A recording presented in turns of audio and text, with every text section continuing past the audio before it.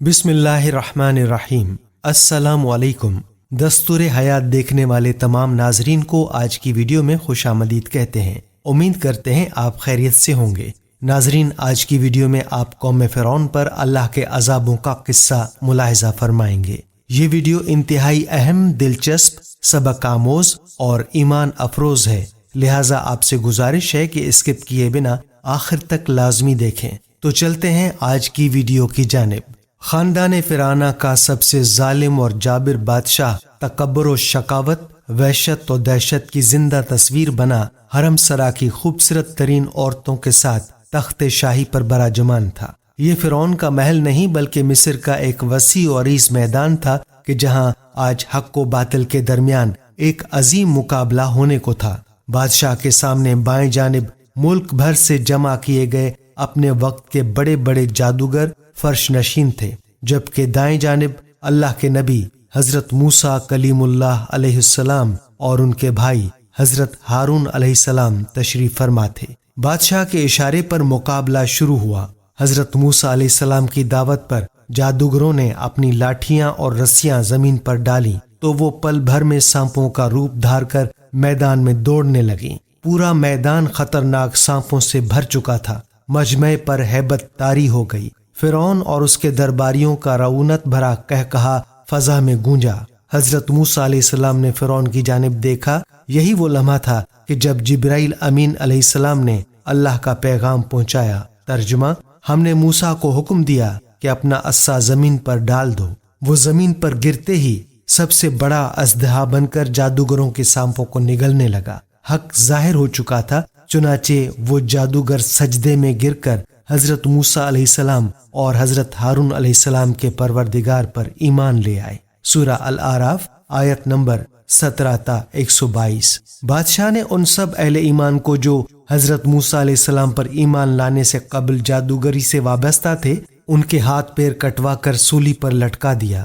حضرت عبداللہ بن عباس رضی اللہ تعالیٰ عنہ اور حضرت عبید بن عمیر رضی اللہ تعالیٰ عنہ نے فرمایا کہ اللہ تعالیٰ کا کتنا بڑا کرشمہ ہے کہ دن شروع ہوا تو یہ کافر جادوگر تھے اور دن ڈھلتے ہی اولیاء اللہ اور شہداء کے عظیم منصب پر فائز ہو گئے۔ تفسیر ابن کثیر۔ مقابلے سے پہلے میدان میں حضرت موسیٰ اور حضرت ہارون علیہ السلام کے علاوہ اور کوئی مسلمان نہیں تھا، لیکن جادوگروں کے ایمان لانے کے بعد 6 لاکھ افراد مسلمان ہو گئے اور یہ ایک بڑی طاقت بن گئے۔ اس واقعے کے بعد حضرت موسیٰ علیہ السلام 20 سال تک مصر میں رہے اور نہایت صبر و استقامت کے ساتھ تبلیغ دین کا کام کرتے رہے۔ اللہ تعالیٰ نے حضرت موسیٰ علیہ السلام کو 9 معجزات سے سرفراز فرمایا تھا۔ ارشاد باری تعالیٰ ہے، اور ہم نے موسیٰ کو 9 معجزے عطا فرمائے۔ سورہ بنی اسرائیل آیت نمبر 101۔ ہونا تو یہ چاہیے تھا کہ ان معجزات کو دیکھ کر فرعون اور اس کی قوم راہ راست پر آ جاتے، لیکن رعونت اور تکبر کے نشے میں چور فرعون اور اس کے ساتھیوں کے ظلم میں اضافہ ہوتا چلا گیا۔ اپنی قوم کی زبوں حالی دیکھ کر حضرت موسیٰ علیہ السلام نے قوم سے فرمایا۔ ترجمہ: اے میری قوم، تم فکر نہ کرو، اللہ تعالیٰ بہت جلد تمہارے دشمنوں کو ہلاک کر دے گا اور بجائے ان کے تمہیں اس سرزمین کا خلیفہ بنا دے گا۔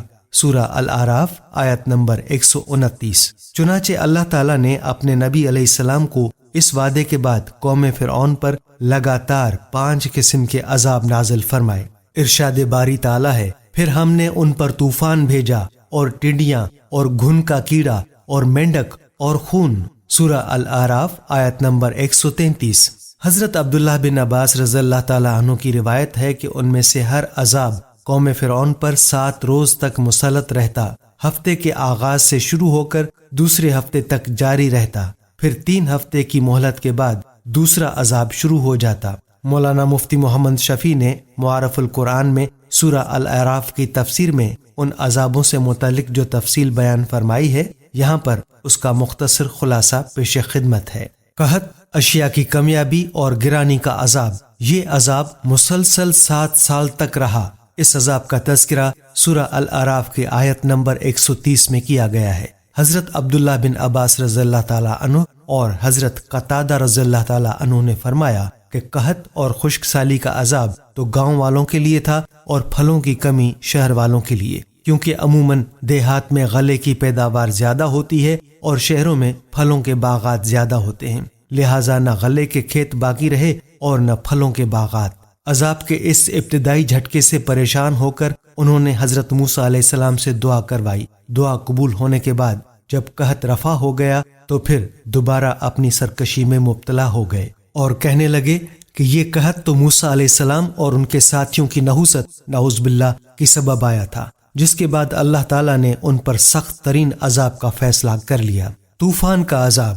حضرت عبداللہ بن عباس رضی اللہ تعالیٰ عنہ فرماتے ہیں کہ جب قحط کا عذاب ٹل گیا تو قوم فرعون نے پھر کفر و شرک اور نافرمانی شروع کر دی۔ چنانچہ حضرت موسیٰ علیہ السلام نے دعا کی، اے میرے پروردگار، یہ سرکش لوگ اپنے معاہدے سے پھر گئے ہیں، اب ان پر ایسا دردناک عذاب نازل فرما جو ہماری قوم کے لیے واعظ اور آنے والوں کے لیے باعث عبرت ہو۔ اس مرتبہ اللہ نے ان پر شدید طوفان باد و باراں کا عذاب نازل فرمایا۔ اس خوفناک طوفان سے قوم فرعون کے گھر بار اور کھیت کھلیان تباہ و برباد ہو گئے، جبکہ حضرت موسیٰ علیہ السلام کی قوم کے مکانات اور زمینیں محفوظ رہیں۔ اس طوفان سے گھبرا کر وہ لوگ حضرت موسیٰ علیہ السلام کی خدمت میں حاضر ہوئے اور التجا کی، اے موسیٰ، آپ اپنے پروردگار سے دعا کیجئے کہ یہ عذاب ہم سے دور فرما دے۔ ہم وعدہ کرتے ہیں کہ ہم ایمان بھی لے آئیں گے اور آپ کی قوم بنی اسرائیل پر لگائی گئی سب پابندیاں بھی ختم کر دیں گے۔ حضرت موسیٰ علیہ السلام نے دعا فرمائی تو اللہ تعالیٰ نے عذاب ٹال دیا اور ان کے کھیت کھلیان کو پہلے سے زیادہ ہرا بھرا کر دیا۔ یہ دیکھ کر قوم فرعون نے کہنا شروع کر دیا کہ یہ کوئی عذاب نہیں تھا بلکہ سیلاب کی شکل میں یہ موسلا دھار بارشیں تو ہمارے فائدے کے لیے تھیں، جن کی وجہ سے ہماری زمینوں پر پیداوار میں کئی گنا اضافہ ہو گیا ہے۔ اس طرح ایک بار پھر انہوں نے حضرت موسیٰ علیہ السلام سے کیے گئے عہد و پیمان کو نظر انداز کر دیا اور کفر و سرکشی کی روش پر قائم رہے۔ ٹڈیوں کا عذاب۔ قرآن کریم نے اسے الجراد کے نام سے پکارا ہے۔ جراد ٹڈی کو کہتے ہیں۔ ٹڈی دل کا حملہ لہلہاتی فصلوں کو دیکھتے ہی دیکھتے تباہ کر دیتا ہے۔ اللہ تعالیٰ نے طوفان کے عذاب کے ٹل جانے کے بعد اس بدبخت قوم کو پورے 1 ماہ کی مہلت دی کہ یہ حضرت موسیٰ علیہ السلام کے وعظ اور نصیحت پر غور و فکر کریں، لیکن ان کی بدعمالیاں تو روز بروز بڑھتی چلی جا رہی تھیں۔ چنانچہ اللہ تعالیٰ نے ان پر ٹڈیوں کو مسلط فرما دیا۔ ٹڈی دل نہ صرف ان کے کھیتوں اور باغات کو چٹ کر گیا بلکہ گھروں کے اندر اور باہر لکڑی سے بنی ہر چیز کھا گیا۔ اس عذاب کے وقت حضرت موسیٰ علیہ السلام کا معجزہ ایک بار پھر سامنے تھا کہ اس ٹڈی دل نے صرف قبطیوں یعنی قوم فرعون کو تباہ و برباد کیا، جبکہ قوم موسیٰ علیہ السلام یعنی بنی اسرائیل کے مکانات، کھیت کھلیان اور باغات بالکل محفوظ رہے۔ قبطی روتے پیٹتے حضرت موسیٰ علیہ السلام کے پاس آئے اور التجا کی، آپ اپنے رب سے دعا فرمائیں کہ وہ یہ عذاب واپس لے لے۔ ہم پختہ وعدہ کرتے ہیں کہ ہم ایمان بھی لے آئیں گے اور بنی اسرائیل کو آزاد بھی کر دیں گے۔ حضرت موسیٰ علیہ السلام نے دعا فرمائی اور عذاب ٹل گیا۔ اللہ تعالیٰ نے انہیں پھر 1 ماہ کی مہلت دی کہ وہ غور و فکر کر لیں، لیکن وہ لوگ اپنی پرانی روش پر ہی قائم رہے، ایمان لائے اور نہ ہی بنی اسرائیل کو آزاد کیا۔ کیڑے مکوڑوں کا عذاب۔ قرآن کریم میں کمل کے نام کا ذکر کیا گیا ہے۔ کمل بالوں اور کپڑوں میں پیدا ہونے والی جوں اور گھن کے کیڑے کو بھی کہتے ہیں۔ کمل کا یہ عذاب ممکن ہے کہ دونوں قسم کے کیڑوں پر مشتمل ہو، کیونکہ اس گھن نے ان کے گلے کا وہ حال کر دیا کہ 10 سیر گیہوں پیستے تو اس میں سے 3 سیر آٹا بھی نہ نکلتا، جبکہ جوؤں کی کثیر تعداد ان کے بال، پلکیں اور بھویں تک چٹ کر گئی۔ اس سنگین صورتحال سے قوم فرعون ایک بار پھر بلبلا اٹھی اور حضرت موسیٰ علیہ السلام سے فریاد کی کہ اب کی مرتبہ ہم ہرگز وعدے سے نہیں پھریں گے، آپ دعا فرما دیں۔ لہٰذا حضرت موسیٰ علیہ السلام کی دعا سے یہ عذاب بھی ٹل گیا، مگر یہ قوم تو کفر و ضلالت میں غرق تھی، عافیت ملتے ہی اپنی پرانی ڈگر پر گامزن ہو جاتی۔ اس بار بھی 1 ماہ کی دی گئی مدت گزر گئی، مگر انہیں نہ تو اپنے وعدوں کا پاس تھا اور نہ ہی حضرت موسیٰ علیہ السلام کے وعظ اور نصیحت کا ان پر کوئی اثر ہوا۔ چنانچہ مدت مہلت گزرنے کے بعد اللہ تعالیٰ نے ان پر ایک اور عذاب مسلط فرما دیا۔ قرآن کریم میں الزفادع کا لفظ استعمال ہوا ہے، جس کی معنی مینڈک کے ہیں۔ اس عذاب کی نوعیت یہ تھی کہ ان کے گھروں میں اس قدر کثرت سے مینڈک پیدا ہو گئے کہ وہ جہاں بیٹھتے مینڈکوں کا جمع غفیر لگ جاتا۔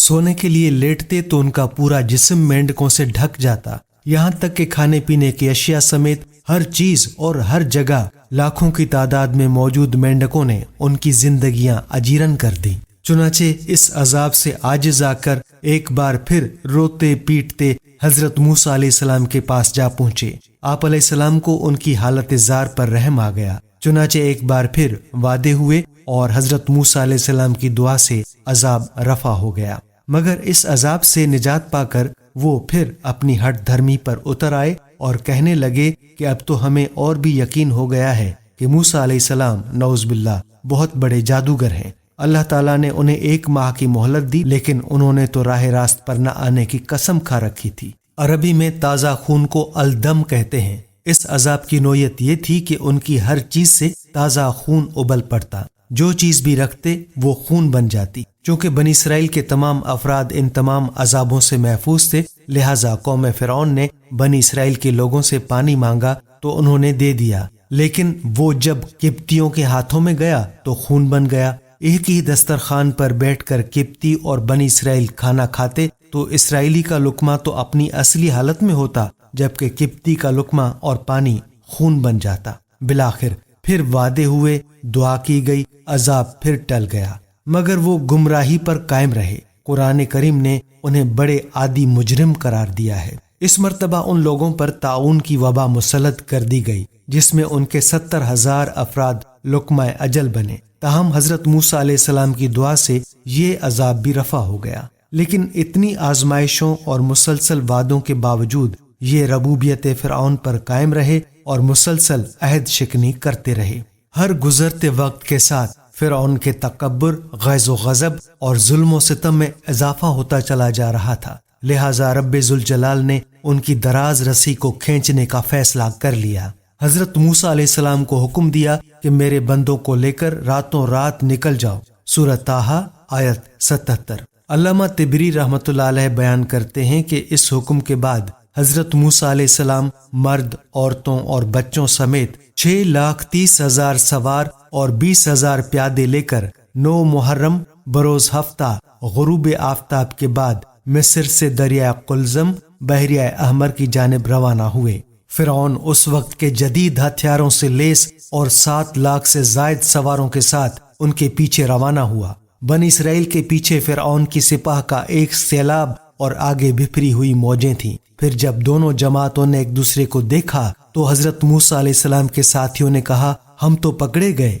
हजरत मूसा अलैहिस्सलाम ने कहा, हरगिज नहीं, मेरा रब मेरे साथ है, वो मुझे राह बताएगा। हमने मूसा की तरफ वही भेजी कि दरिया पर अपनी लाठी मारो। सूरह शोरा आयत 61-63। चुनाचे दरिया पर लाठी मारने से 12 खुश्क रास्ते निकल आए। बनी इसराइल के 12 कबीले उनमें से गुजर गए। ये मंजर देखकर खौफजदा फिरौन ने भी अपना घोड़ा दरिया में डाला और लश्कर को पीछे आने का हुक्म दिया। फिरौन और उसका लश्कर जब बीच दरिया में पहुंचा तो अल्लाह ताला ने दरिया को रवानी का हुक्म दे दिया। दरिया के सब रास्ते आपस में मिल गए। फिरौन जब डूबने लगा तो पुकार उठा, मैं ईमान लाया मूसा और हारून अलैहिस्सलाम के रब पर, उसके सिवा कोई माबूद नहीं और मैं फर्मा बरदारों में से हूँ। जवाब मिला, अब ईमान लाता है, हालांकि तू पहले नाफरमानी करता रहा और मुफसिद रहा, तो आज हम तेरी लाश को पानी से निकाल लेंगे ताकि तू उनके लिए निशाने इबरत हो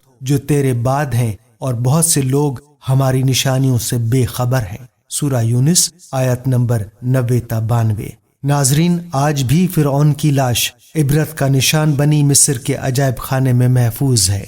नाजरीन, कौम फिरौन पर नाजिल किए गए ये अजाब उम्मत मुसलमान के लिए न सिर्फ बायस इबरत हैं बल्कि गौर व फिक्र की दावत भी देते हैं। 58 मुस्लिम ममालिक और 2.5 अरब मुसलमान जिस ज़बू हाली और तनज़ली का शिकार हैं, वो अल्लाह की नाराज़ी ही की वजह से है। हम नमाजें पढ़ते हैं, हज उम्रा अदा करते हैं, ज़कात देते और कुरान पढ़ते हैं, लेकिन सूद को बुरा नहीं समझते। रिश्वत लेना और देना मजबूरी समझते हैं। झूठ बोलना, धोखा देना मामूली बात समझी जाती है। नाप तोल में कमी, गिरावट, बेईमानी, हेरा फेरी कारोबार का हिस्सा है। अमर बिल मारूफ और नही अनिल मुनकर तरक्की की राह में रुकावट समझे जाते हैं। अगर ये सब अमाल ही हमारी कामयाबी और कामरानी का पैमाना है تو پھر غلاظت کے اس ڈھیر پر بیٹھ کر ہمیں اللہ کی مزید ناراضی کا انتظار کرنا ہوگا، جو انفرادی عذاب بھی ہو سکتا ہے اور اجتماعی بھی۔